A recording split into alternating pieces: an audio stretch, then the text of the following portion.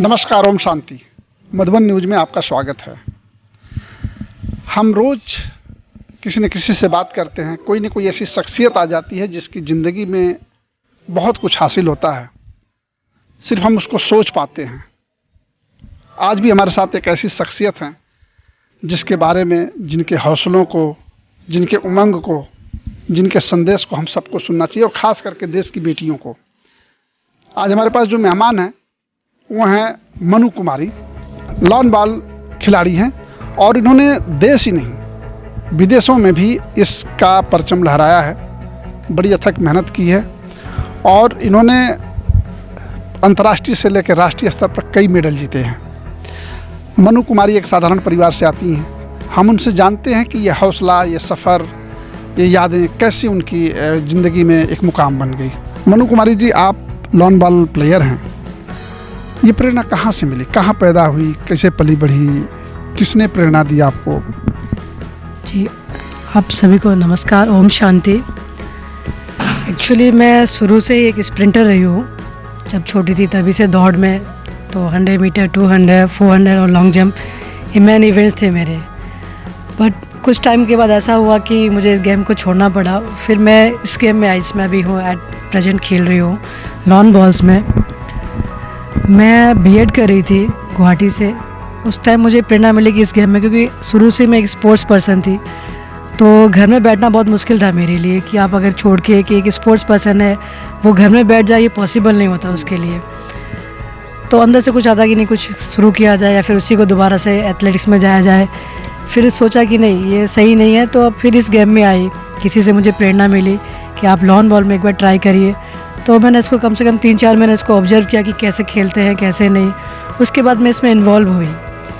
2008 last में मैंने इसको गेम को देखा था। फिर 2009 से मैंने खेलना शुरू किया और 2010 में जो कॉमनवेल्थ हुए थे राष्ट्रमंडल खेल दिल्ली में, उसमें मैंने इंडिया का प्रतिनिधित्व किया।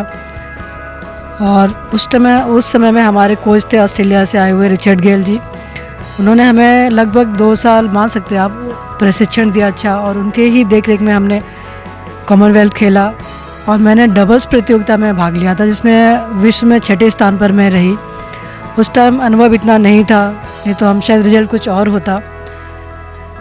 तो उसके बाद फिर लेकिन ये चीज़ें हुई कि मैंने फिर कभी पीछे मुड़कर नहीं देखा, आगे बढ़ती रही। 2011 में राष्ट्रीय खेल हुए 34वें, उसमें मैंने स्वर्ण पदक जीता। उसके बाद और भी कई चैम्पियनशिप हुई, राष्ट्रीय खेल, राष्ट्रीय प्रतियोगिताएं हुई, उनमें भी मैंने पदक लिए।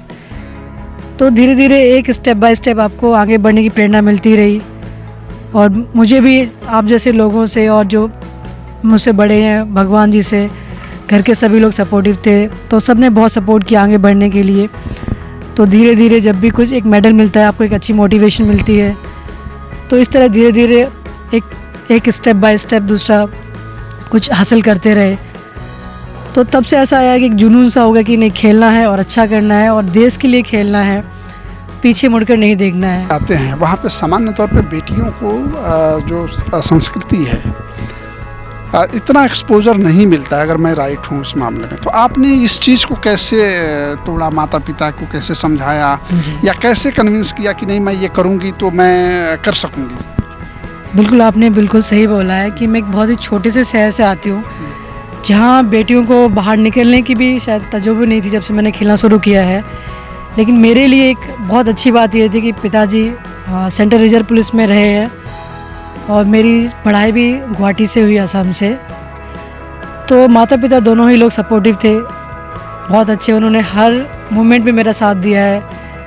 जैसे होता है कि माता पिता का सबसे बड़ी चीज़ ये है कि अगर आपको फैमिली सपोर्ट मिल जाता है तो मुझे नहीं लगता कि आपको किसी और सपोर्ट की ज़रूरत पड़ेगी, क्योंकि आपकी बैकबोन वही होते हैं। अगर वहाँ से सपोर्ट मिल गया तो आगे बढ़ने में आपको कभी कोई प्रॉब्लम आएगी ही नहीं। आपकी ज़िंदगी का सबसे सुखद पल कौन सा रहा? आपने सीखने की हिम्मत कहाँ से आपने किया उसमें? जी देखिए, जब मैं छोटी सी थी, बिल्कुल मैं असम में रही हूँ, वहीं पे बड़ी पापा के साथ में, पापा मम्मी। तो वहाँ पूरा रहते थे, हिल एरिया में था। तो शुरू से स्कूल में ही मैंने स्पोर्ट्स से करियर शुरू किया, स्कूल में रही। वहाँ से छोटी सी लेवल से लेके मैंने आगे तक अचीव किया, उसमें भी नेशनल खेला हुआ है। बट कुछ कारणों से ऐसा हुआ कि आगे नहीं खेल पाई वहाँ पे। लेकिन पापा थे शुरू शुरू में, उन्होंने ही मुझे सारी जो एज ए कोच होता है, एज ए फादर गार्जियन, सारी उन्होंने मुझे ट्रेनिंग दी। अच्छा सबसे बड़ी चीज़ ये थी मेरे लिए, क्योंकि जो एक आप बोलते हैं कोच होना चाहिए, एक आपका कोई ट्रेनर हो या एक आपकी प्रेरणा हो, तो मेरे लिए सबसे बड़ी मेरी प्रेरणा मेरे माता पिता और स्पेशली मेरे फादर ही रहे हैं, क्योंकि उन्होंने ही मुझे दौड़ना सिखाया शुरू में कि आप अच्छा कैसे, क्योंकि वो एक्चुअल में खुद एक स्पोर्ट्स पर्सन बनना चाहते थे, बट वो नहीं बन पाए, तो उन्होंने मुझे ही किया। कभी उन्होंने मुझे रोका नहीं कि आपने ये नहीं किया। इवन मदर बहुत सपोर्टिव है, कभी घर के काम के लिए उन्होंने मुझे फोर्स नहीं किया। अच्छा इवन घर से पूरा मम्मी ने फ्री कर दिया था कि तुम फ्री हो। हाँ, फ्री रही हूँ। तो ये बहुत अच्छा, मतलब मैं अपने आप को सौभाग्यशाली समझती हूँ, और बाबा की कृपा से, भगवान की कृपा से जितने भी लोग मुझे ज़िंदगी मिले हैं वो बहुत अच्छे मिले हैं। आपका सबसे सुखद पल कौन रहा है इस खेल में? हाँ, सबसे सुखद पल बार याद करना चाहिए। बिल्कुल, जब मैंने कॉमनवेल्थ में सबसे पहले पार्टिसिपेट किया था इंटरनेशनल लेवल पे, सबसे पहले, क्योंकि मैंने नहीं सोचा था कि मैं एक दिन इंटरनेशनल लेवल पे भी खेलूँगी। अच्छा। क्योंकि एथलेटिक्स में कुछ ऐसा चीज़ आई कि मैंने छोड़ दिया एथलेटिक्स को, जबकि टाइमिंग बहुत अच्छी थी मेरी।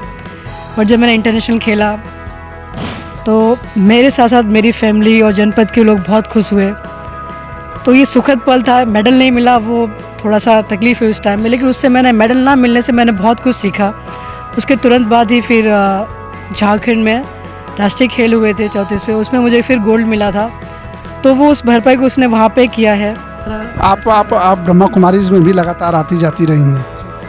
यहाँ ब्रह्मा कुमारीज के हेडक्वार्टर में आए, आपको कैसे लगता है आपके खेलों में ब्रह्मा कुमारीज का क्या रोल है? आप कितना अपने को इमोशनली स्ट्रॉन्ग कर पाते हैं या इसको यूज कर पाते हैं? जी, ब्रह्मा कुमारीज में मैं बहुत पहले से जुड़ी हूँ, करीब 7-8 साल हो गए ऐसे जुड़े हुए जो साक्षात रूप में। बट देखा जाए तो मैं जब गुवाहाटी में रही हूँ, पिताजी एक बार एक लाइट लेके आए थे, तब हमारी लाइट ही थी वो। बहुत छोटे थे हम। हाँ, तो उन्होंने बोला कि इससे आप लोग देखिए, सारे पढ़िए, कंसंट्रेशन करिए। तो वो शायद शुरू से वहीं से कुछ ना कुछ बाबा का संकेत मिला था। तो अब जाके 2017 से मैं जुड़ी हूँ जो साक्षात रूप में। अच्छा, मतलब अभी पूरा रेगुलर हो गई? हाँ, रेगुलर हो गई। जब भी घर पे रहती हूँ तो सेंटर पे जाती हूँ। और शिवानी दीदी का पूरा सपोर्ट रहता है, वो बहुत मोटिवेट भी करती हैं। तो काफ़ी अच्छा है। इससे एक मेडिटेशन तो हम करते ही हैं, यहाँ से और स्ट्रॉन्ग मिलता है कि बाबा को याद करके हम जब खेलते हैं, और स्पेशली कुछ और चीज़ें नहीं लाके जब फील्ड में उतरते हैं तो बाबा का नाम लेके उतरते हैं कि बाबा जो भी है सब आपके ऊपर ही है, हम बस मेहनत कर सकते हैं। तो अच्छा, तो इससे काफ़ी हिम्मत पड़ती है आपको, माना मेंटली आपको स्ट्रॉन्ग? बिल्कुल स्ट्रॉन्ग लगता है, क्योंकि हमें लगता है बाबा हमारे साथ है और वो जो भी होगा अच्छा होगा, कि नेगेटिव वाइब्स नहीं आती, हम पॉजिटिव वाइब्स लेके ही चलते हैं कि जो भी हो अच्छा हो। अभी आपकी दीदी भी साथ में आपकी आई हैं, तो उनके साथ कैसा आपका जुड़ाव है? और ब्रह्मा कुमारी बहनों को देख के आपको क्या? बहुत अच्छा लगता है, बहुत एकदम डाउन टू अर्थ है, सिंपल हैं, बहुत अच्छी हैं। और दीदी से तो हमेशा मुझे प्रेरणा मिलती रहती है, और उनके साथ पता नहीं, एक अलग सा अटैचमेंट है। अगर मैं वो कहीं दूर हैं और मैं उनको याद करती हूँ और फ़ोन ना कर पाऊँ तो वो मुझे फ़ोन कर लेती है। इतना अच्छा, मतलब अंदर से टेलीपैथी है। चलिए, ये हैं मनु कुमारी, और इन्होंने अपनी ज़िंदगी के वो तमाम अनुभव साझा किए जो इस मुकाम तक पहुँचने में मील के पत्थर साबित हुए। और इनका कहना है कि अगर बेटियों को कुछ करना है, दुनिया की कोई ताकत उन्हें रोक नहीं सकती है। और उन लोगों के लिए भी संदेश दिया है जो बेटियों को दोयम दर्जे का समझते हैं कि बेटियां किसी से कम नहीं हैं, बेटों से भी अच्छा काम कर सकती हैं। और ब्रह्मा कुमारी ऑर्गेनाइजेशन इनका बहुत बड़ा प्रेरणा स्रोत है। आप सुन रहे थे मनु कुमारी को, तो मैं सबसे यह गुजारिश करूंगा कि जो भी बेटियां सुन रही हैं, अगर उनकी ज़िंदगी में, अगर उनके मन में कोई ऐसा ख्याल है तो उस ख्याल को आसमान दें, उड़ान दें, निश्चित तौर पर उनको मंजिल साबित होगी। कैमरामैन हरीश के साथ बीके कोमल, मधुबन न्यूज़, आबू रोड।